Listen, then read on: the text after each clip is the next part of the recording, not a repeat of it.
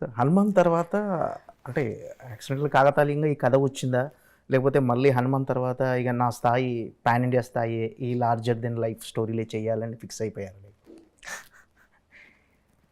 అసలు అంటే హనుమాన్కి ముందు కమిట్ అయిన సినిమా సార్ ఇది. ఓకే. హనుమాన్ రిలీజ్ కంటే ముందు కమిట్ అయిన సినిమా.